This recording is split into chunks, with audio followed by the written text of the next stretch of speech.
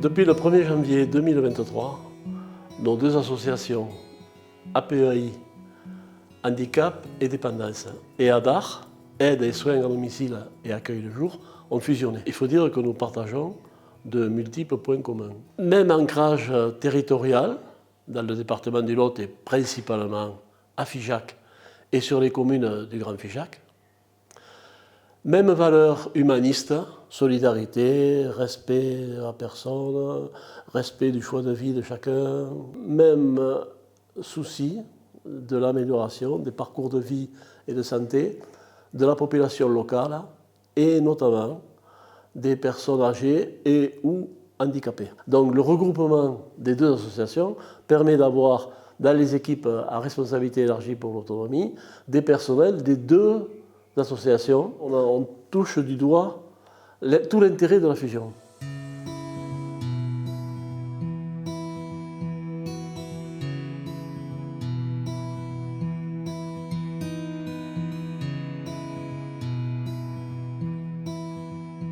Le Lot est le deuxième département le plus âgé de France.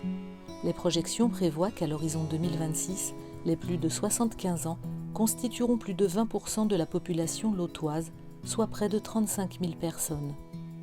Actuellement dans le Lot, près de 9 000 personnes vivant avec un handicap sont bénéficiaires de l'AAH ou de la PCH.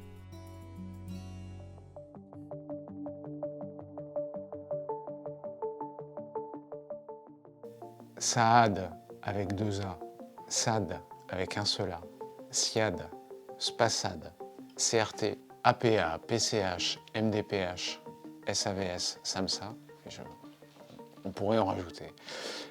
Mais comment voulez-vous que les usagers s'y retrouvent? Il faut bien reconnaître que si, en théorie, l'usager est au centre de nos organisations, de nos actions, en pratique, on lui en demande beaucoup à l'usager ou à ses aidants. Certains services, il faut une prescription médicale. Pour d'autres services, il faut une notification de la MDPH.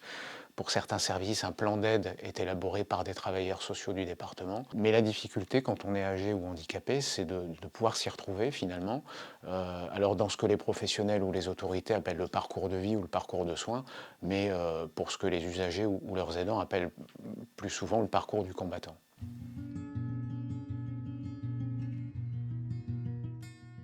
IREA, c'est d'abord un projet qui est en parfaite cohérence avec la stratégie du bien vieillir et les réformes sur le domicile qui sont en cours. Alors, il y a la réforme des centres de ressources territoriaux pour les personnes âgées qui vise en fait à offrir et permettre un accompagnement de la personne à domicile, un accompagnement renforcé et finalement pour pouvoir donner corps à ce virage domiciliaire. Alors, dans le Lot, on en a prévu 3 qui vont du coup pouvoir se mettre en œuvre sur toute la période 2023-2028.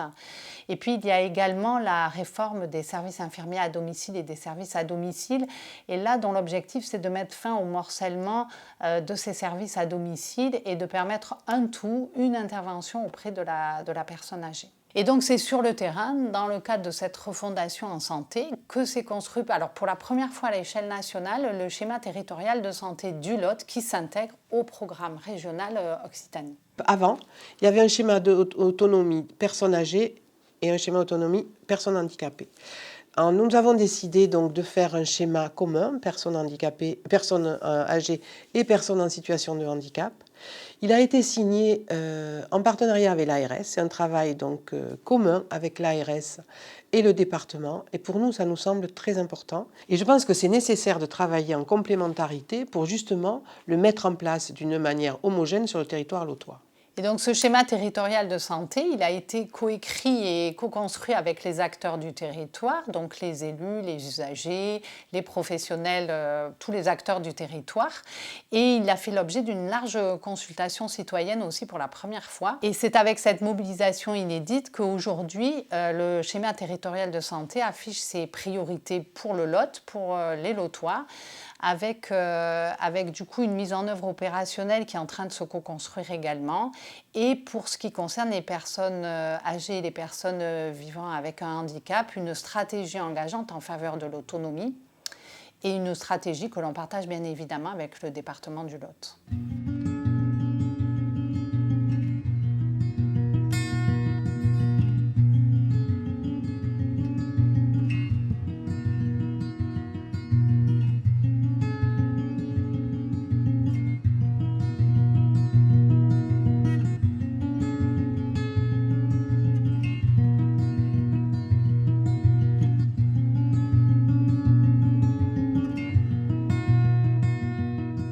C'est un travail en profondeur, l'équipe d'EREA, parce que les intervenants sont multiples et sont beaucoup plus...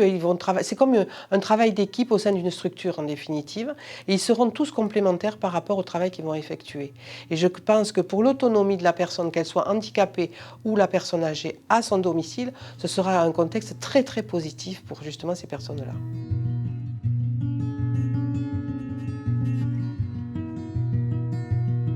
L'expérimentation dans laquelle se lance et dans laquelle est investie la PEAI à Dars, c'est vraiment de s'autoriser quelque chose qui a jusqu'alors, à ma connaissance, pas encore été fait à ce point dans une organisation où il y a autant de services qui sont cloisonnés. Est-ce que Mathilde, tu peux bien repréciser rapidement qu'est-ce que c'est que le collectif de Buurtzorg? Buurtzorg est une entreprise privée des Pays-Bas. Entreprise qui a été créée il y a un peu plus d'une dizaine d'années par Jos de Blok et 2 associés. À l'époque, ils sont 3. Et Jos de Blok, en fait, c'est un infirmier de métier. Et Buurtzorg, ça veut dire soin de quartier. Et ils ont cette intention dès le départ, c'est de dire, en fait, l'infirmier, il faut qu'il se rende pas du tout indispensable. La visée d'un infirmier, c'est la prévention, c'est de permettre au patient de revenir à une autonomie, que ce soit la sienne propre, de ce qu'il est capable de faire, mais aussi ce qu'il est capable de faire avec la famille, les voisins, les associations de quartier. Et donc, ils travaillent tout ça de manière coopérante. Et ils le font avec ce pilier très très fort qu'est l'équipe. Le principe, c'est que l'équipe s'auto-organise. C'est ce que le modèle de Buurtzorg, duquel on s'inspire pour la mise en œuvre de notre projet, préconise. C'est-à-dire une très grande liberté, voire même une autonomie totale qui est laissée à l'équipe. Donc l'idée fondamentale dans le projet EREA, c'est d'avoir intégré toutes ces compétences, aide-soignante, aide à domicile, éducative, au sein d'une seule et même équipe. Alors, évidemment, si on veut que ça fonctionne, il faut que l'équipe soit petite. Ça, c'est l'un des principes de base de l'organisation des EREA, c'est-à-dire 10 à 12 personnes grand maximum, parce que sinon, au-delà, on sait que les organisations vont devenir compliquées. Un autre principe fondamental de l'organisation, et qui va avec la petite taille de l'équipe, c'est le petit territoire géographique sur lequel cette équipe intervient. Si on intervient sur 2, 3, 4 communes, on connaît les médecins généralistes, on connaît les infirmiers libéraux, on connaît les pharmaciens. Et plus, on connaît les commerçants, on connaît les élus. Et surtout, tous ces gens-là nous connaissent aussi. Les membres de l'équipe sont repérés, sont identifiés par leur fonction, par leur prénom. Et ça vient incarner aussi finalement un dispositif de proximité très réactif et très intégré dans la vie des villages, dans la vie des villes, dans la vie de notre territoire finalement. Et je dirais aussi qu'EREA traduit très concrètement le pouvoir d'agir que l'on a tous sur nos territoires en participant à structurer cet écosystème du bien vieillir innovant. Et innovant tant sur l'approche parcours qui est mise en œuvre que sur l'approche managériale, parce que en fait, la qualité de vie au travail, l'attractivité des métiers du domicile sont clairement impactés par cette approche. Quand on parle d'attractivité des métiers du domicile, quand on parle de qualité de vie au travail, c'est vraiment des défis qui nous ont été soulignés comme importants et des attentes fortes. Donc, en y répondant, ce projet, finalement, pour la délégation du Lot, c'est tout le sens de l'accompagner, d'en être facilitateur. Et c'est à la croisée de plusieurs défis que l'on retrouve dans notre schéma territorial de santé dans le Lot.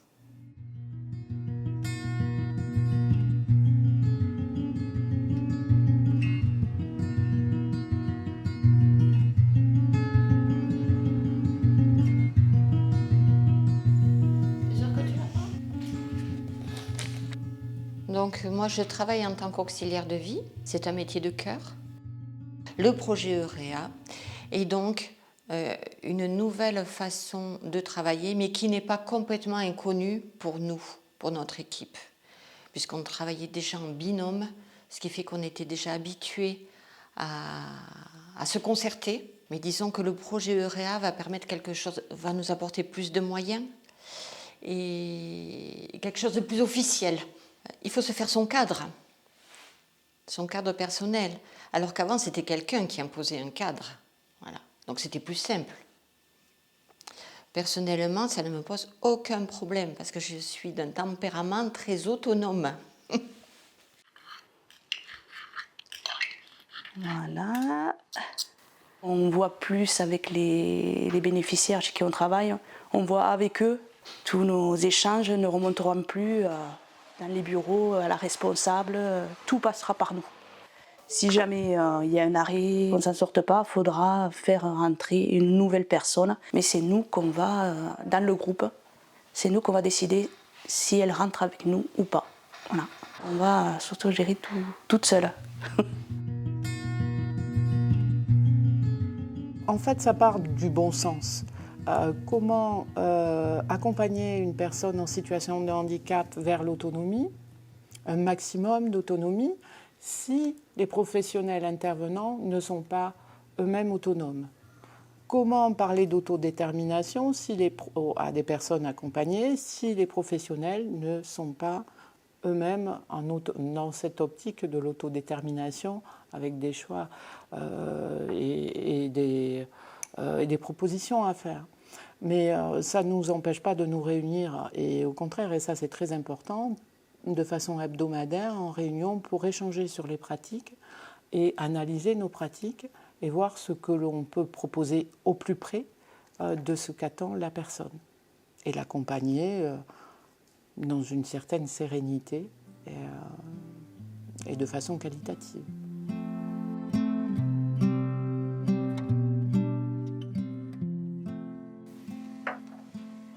Moi, ça fait un paquet d'années maintenant que je viens, donc je connais Alain. Les équipes autonomes, le RA, c'est pour qu'on travaille, nous, en équipe, par le biais pour une personne, et qu'on travaille vraiment soudés pour aider au mieux la personne. Que ce soit nous, les aides à domicile, les infirmières, les aides-soignantes, qu'on ne fasse qu'un. C'est bien qu'on soit toutes ensemble pour la même personne, plutôt qu'on soit tous d'un côté, de l'autre et de ne pas discuter.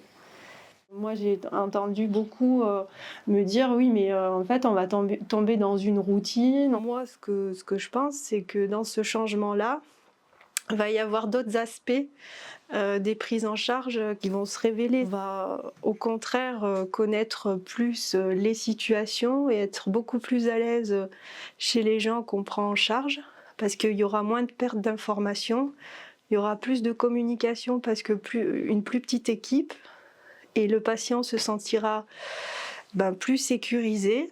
C'est notre souhait. Et puis, c'est aussi un projet qui s'aligne avec la réforme de la loi de la sécurité sociale, c'est-à-dire le service autonomie à domicile, le SAD, qui va être un service qui fusionne les deux services, SAAD et SIAD.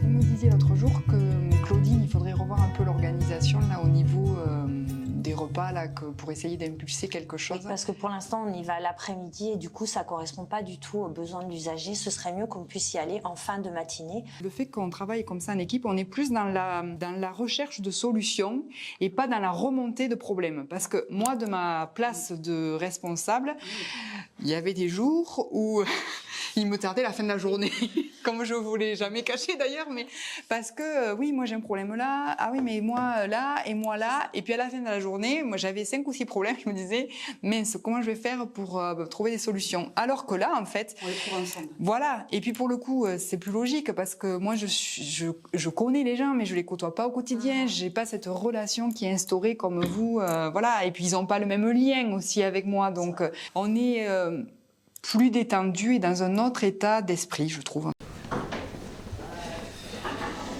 Le SIAD, c'est le service de soins infirmiers à domicile, donc c'est une équipe d'aides-soignantes avec un infirmier. Et le SAD, c'est le service d'aide et d'accompagnement à domicile, donc c'est toute la partie auxiliaire de vie. On réunit du coup ces deux services de manière à mettre en avant les interventions et les personnes qu'elles ont en commun, pour réussir à avoir une bonne coordination et faire en sorte d'accompagner les personnes le mieux possible. Ça change le quotidien entre les aides-soignants et les auxiliaires de vie parce que jusqu'ici, elles ne se voyaient pas forcément. Et là, ça permet un point toutes les semaines pour qu'elles puissent faire le tour de toutes les situations, évoquer les problématiques et surtout trouver les solutions ensemble. On est toutes en activité avec une famille à côté, donc il faut qu'on puisse compter les unes sur les autres. On a écrit donc une charte. Être tolérant, être bienveillant, accorder la priorité à l'usager et fluidifier son accompagnement, oser prendre des initiatives entre nous, la bienveillance et la tolérance en priorité.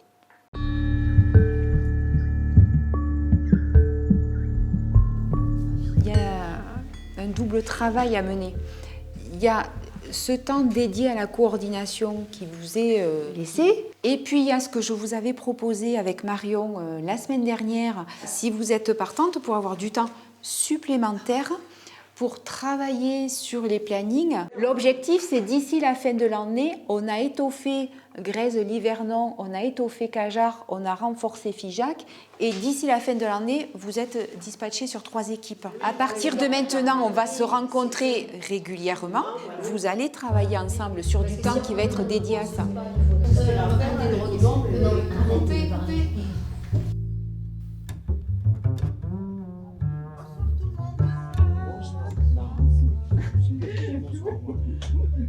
Bon, je disais juste, donc avant que vous arriviez, est-ce que déjà sur les plannings d'octobre, il y a quelque chose qui serait à revoir, à modifier? Josette, il y avait Madame Reynaud et Carole chez Janine, voilà.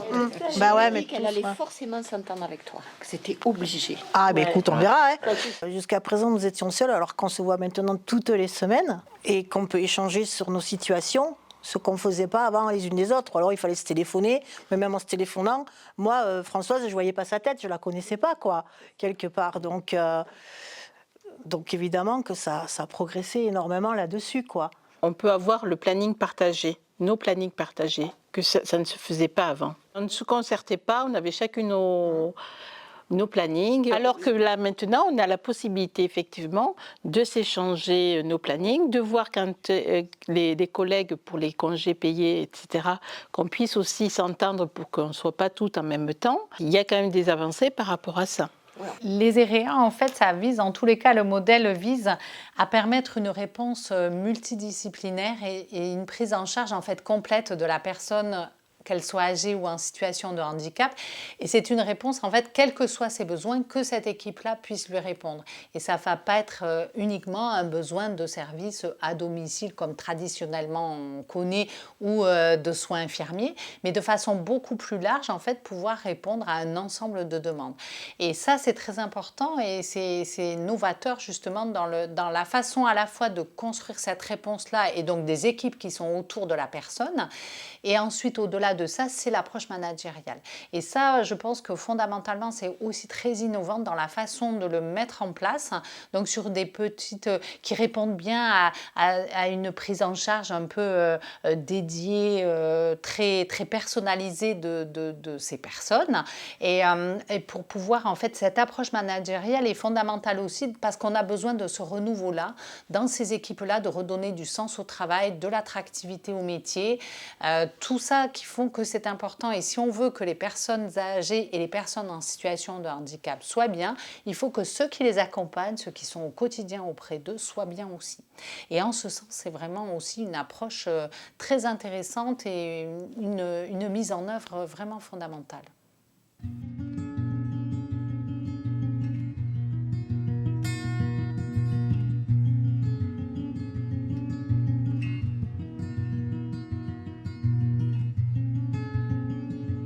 Un, deux, trois, je rejoue. Alors, vous avez joué 2.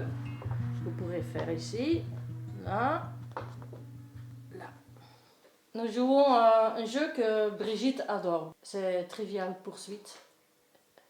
Et elle est très forte. Bonjour. Bonjour chérie. Bonjour. Lorsque nous avons été confrontés au problème de handicap, évidemment, on s'est tourné vers notre médecin, on s'est tourné vers les institutions qui s'occupent des handicapés. Et à un moment, c'est vrai qu'on avait, si je ne me trompe pas, on avait au moins une dizaine d'intervenantes différentes. Il y avait une intervenante A qui arrivait, l'après-midi c'était la B, et je disais, bon, vous connaissez l'intervenante A? Non, ils ne s'étaient jamais vus. Et je trouvais ça incroyable, impensable pour moi. Si les gens étaient dans une même équipe, ils communiqueraient entre eux. Là, ils communiquent par une administration qu'ils ont au-dessus, voilà, qui leur donne des heures, tu passeras de telle heure à telle maison, etc. Si tu peux pas y aller à telle heure, tu lui expliqueras que tu ne pouvais pas, voilà. Mais c'est la communication directe qu'il faut améliorer. D'où l'idée de ces petites équipes. Le plus sur les équipes REA serait la coordination et la rencontre de mêmes intervenants. Ce qui est vraiment un plus pour les personnes accompagnées parce qu'elles n'ont pas une kyrielle de personnes qui interviennent, qu'elles ne connaissent pas, qui ne la connaissent pas. Et donc là, on est au plus près de la personne, avec des personnes repérées et structurantes dans la vie de la personne.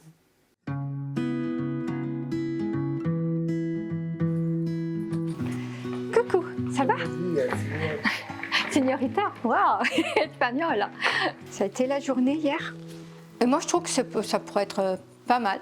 Normalement, on aura intervenir sur 15 personnes, pas plus. Et comme ça, on pourra mieux les entourer, s'occuper de leurs besoins et être théoriquement plus à l'écoute et favoriser l'autonomie plus longtemps, quoi. Mais vous savez, pour avoir connu du domicile, quand vous arriviez chez quelqu'un, chez une personne, pardon, à domicile, vous aviez le cahier du SIAD, le cahier du SAD, mais jamais, enfin je sais pas, il n'y avait pas une relation entre eux. Alors qu'aujourd'hui, elles pourront travailler ensemble, et notamment dans les EREA, mais si je vous dis, les EREA, ça va beaucoup plus loin, hein, et je pense que vraiment les ressources seront très très importantes dans l'équipe, hein, j'en suis persuadée. Hein.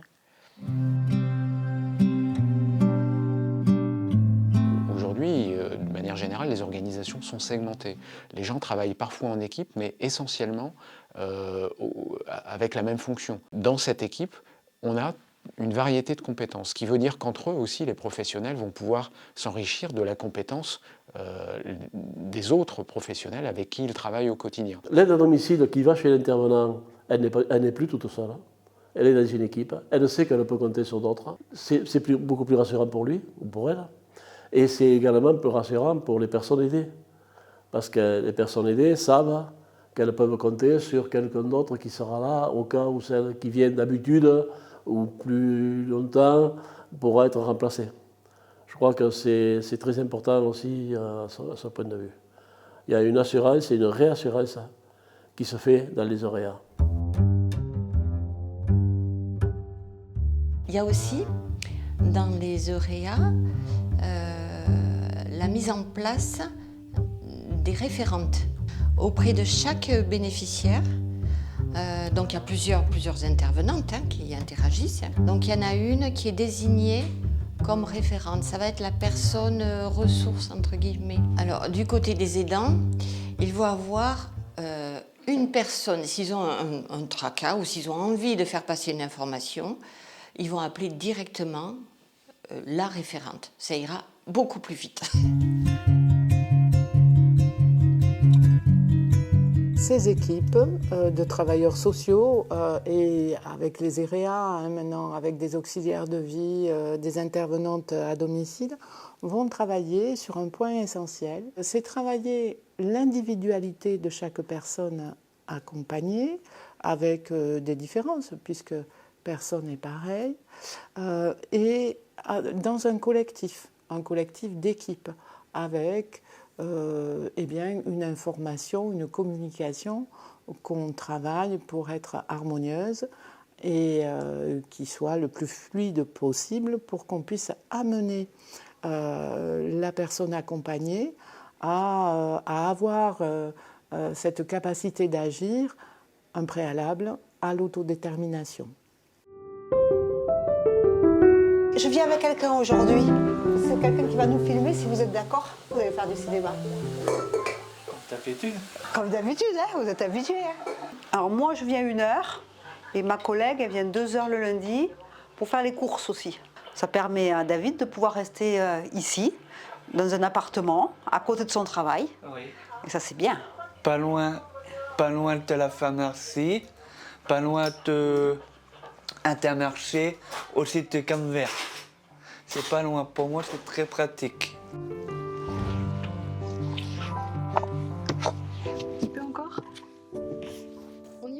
On y va. Bonjour. Et je vous installe dehors ou dedans? Oh, ben dehors, tiens. Ouais. Je prends le menu du jour. Voilà. Oui? Oui. Et alors pour le dessert?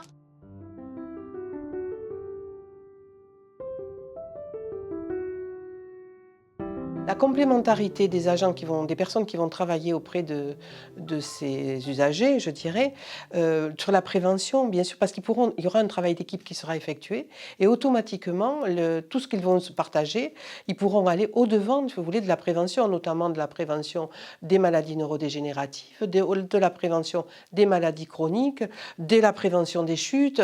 Tout ça, oui, bien sûr, ils vont travailler dans ce contexte-là, et je pense que ce sera très, très positif pour les personnes accompagnées.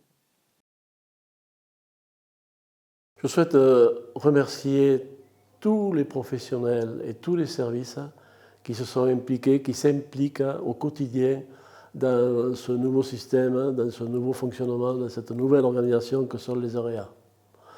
Je souhaite aussi remercier Madame Leroy, la directrice adjointe de l'ARS, Agence régionale de la santé du Lot, et Madame Moury, vice-présidente du département, qui nous ont apporté tous leurs témoignages. C'est très important que ce service OREA soit développé et soit soutenu. Parce que je crois que c'est sûrement l'avenir dans le futur service autonomie à domicile qui normalement va être en place dans les années à venir au niveau national. Les OREA auront toute leur place. Et même peut-être une place très significative, très importante. Oh,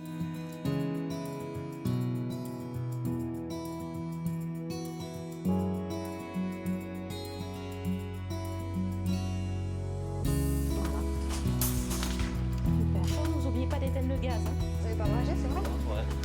Les matous, ils sont en contact avec les infirmières.